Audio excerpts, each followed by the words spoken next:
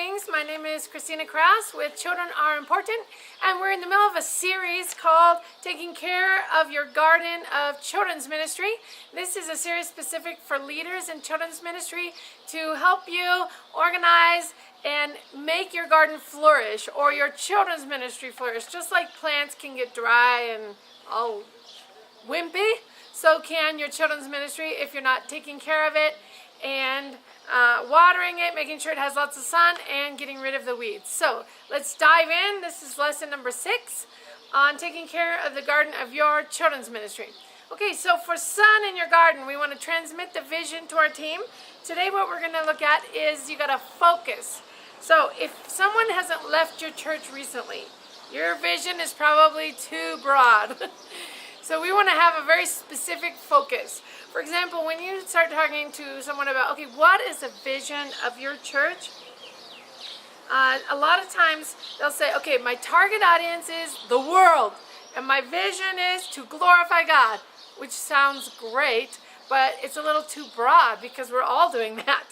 So we need to focus down to a very specific audience, and especially for children's ministry, which children are you trying to reach? And how are you going to go reach those children? And what is your program focusing on? So one thought for you to think about this is like a Christian radio station or any radio station where you're listening to music. Now, if a radio station were to play really hard rock and roll and then really soft classical music and then special worship songs and then like secular rap, you're going to offend everybody.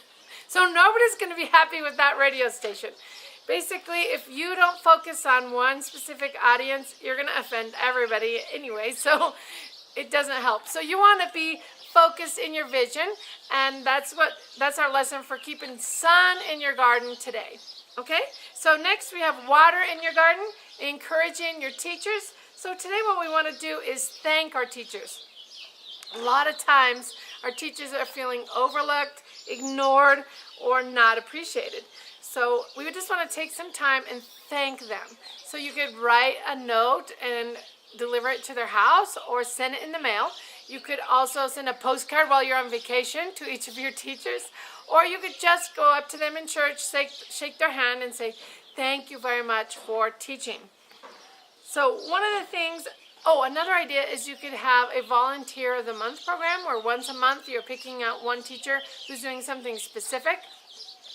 So that's our idea for this week, is to thank your teachers.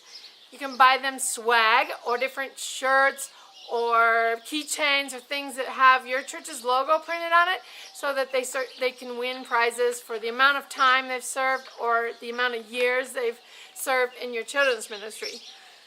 So those are some ideas to thank your teachers, and that's going to keep them watered and happy. All right, and third we've got here, weed your garden or manage the conflict in your children's ministry. So what we want to do today is work on not getting angry and responding appropriately when conflict comes up. So it's real easy to want to get mad and say, and lose your temper when somebody has a complaint. You know why? It feels like our children's ministry is like our baby. So when somebody says, hey, something negative about your children's ministry, real easy to go, that's my baby, what are you saying? Instead of going, wait a minute, maybe they have a point. I want to better my children's ministry. What am I going to do to listen? So another point here in this one in Weeding Your Garden, what if the person is correct?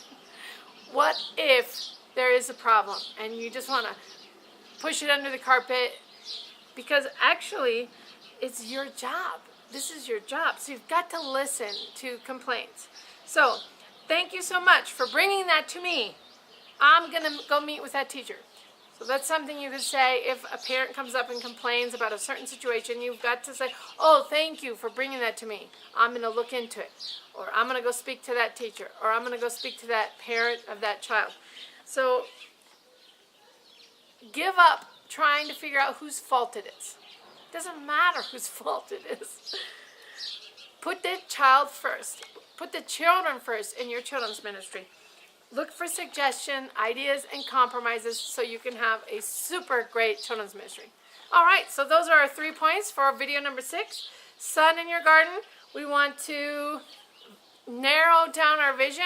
Like a radio station, we can't play all kinds of music and keep everyone happy. So you want to narrow your vision down and really focus in on who am I trying to reach with this children's program. Next, you want to water your garden by encouraging your teachers, and today what we're looking at is thanking them. Take some time to thank them.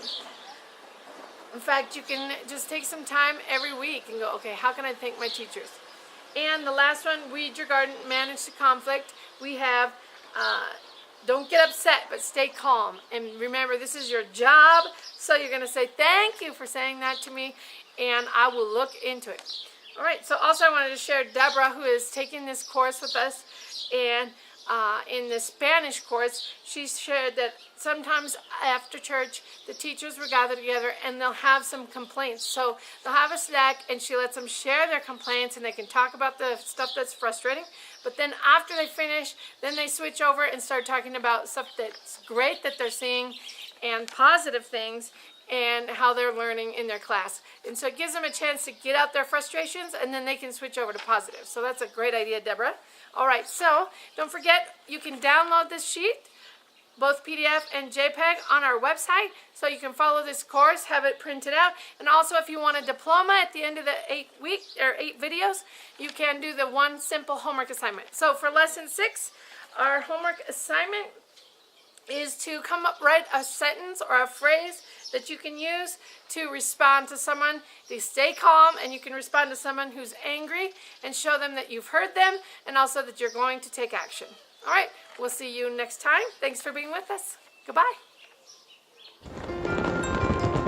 You can receive your diploma. Just one small homework assignment for each of 8 different videos, and you can graduate today.